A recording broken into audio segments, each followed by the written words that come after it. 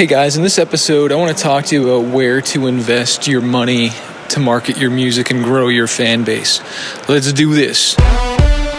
I spent the last 14 years playing over 1,000 shows, touring 22 different countries, and become a top 40 Billboard charting artist.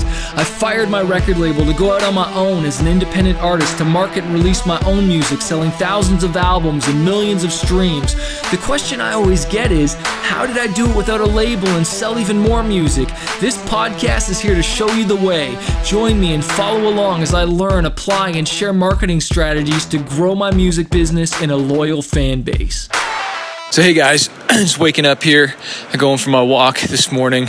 I was literally just dropped my daughter off at school, and I was like, man, do I go right home and work, or do I go to the post office and the mall and record this podcast and just kind of wake up a little bit, because like there's a lot of things I want to do today, but I'm not like fully awake yet. Like I'm not in it. You know what I mean? I don't know if you like. For me, like normally when that 10:30 time hits, that's when I'm like, okay, I'm fired up and ready to go, and I can really just ready to hit it, And one thing I did do is I mailed out one of the free gifts because I did a contest for my fans, and I did two of them. The first one was to give away a free CD, and I did a video with it and gave away a CD, whoever commented below and tagged somebody. And so that got like over 54 comments.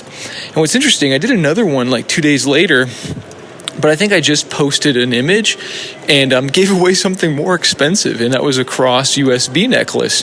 And that one only got 27 comments. But the point is that this stuff works and it engages, And, the necklace cost me what it is to make it, but it only cost me like a couple bucks to mail it. And, it just builds such goodwill, like the fan that messaged me back was like, man, me and my brother are such big fans, thank you so much, And so I'm like making fans for life, and giving stuff away on a more consistent basis is something I want to do weekly and just really build that reciprocity with my fans and just be like, man, this guy's like really cool, like he gives back, he's not just asking us to buy his merch and all this stuff, but he's giving, and I'm really excited to see what the impact of that is. I'm actually going to make it a goal for 2020 to try and give something away once a week and see what happens. I bet you I'll sell more stuff because I'm giving more stuff away. You know what I mean? And so I encourage you to try that with your fans. And you might say like, oh, I don't have any merch. Well, if you're part of Fanbase University, you know that I teach and train on print on demand and using something like Printful and Shopify. And so you can get merch made and you can even have it shipped out right there. Like you can order it for a discount and have them ship it out, and you don't even have to mail it out yourself. And honestly, the only reason I mailed this one out is because it was within Canada and it only cost me $2 to ship it, as opposed to what it would cost from shipping from the US to Canada. But I have all my stuff housed at disc.com, who ships out all my stuff for me. But what was I going to say is, there's no excuse for you not to do a contest or something to give stuff away, but you might be like, well, I don't have any fans. Okay, well, first of all, you have no excuse to not have fans if you are not marketing, okay? And you need to be marketing and growing your fan base. And this is where I wanted to kind of talk about on today's podcast is that, look, this is building a business. We're building a business here. We're building a fan base. And you cannot, at the beginning, be thinking about ROI, okay? You need to be thinking, or at least not ROI, and ROI stands for return on investment. You cannot be thinking about ROI in the next month, 2 months. You need to be thinking ROI in the next year, 2 years, and the rest of your life, okay? I'm building and investing in my fans and in marketing, not to see put in $1, get $1 back right away, especially with like Spotify ads or something like that, or radio, because I know it's the long term that I'm playing this game and building my fan base until I do a Christmas sale, till I do a Black Friday sale, until I do a Kickstarter. And so I would really encourage you to decide what your platform is going to be of choice, where you're going to invest in and grow it. If it's Instagram, smash Instagram ads. You know, what's interesting for me is I've been running a ton of ads on Facebook and in the Facebook feed because I've found that that's where more buyers are. And so my Instagram hasn't been growing as much as my Facebook because I'm not running ads on Instagram as much. And I'm about to start, and I know my numbers in Instagram are about to freaking skyrocket because of that.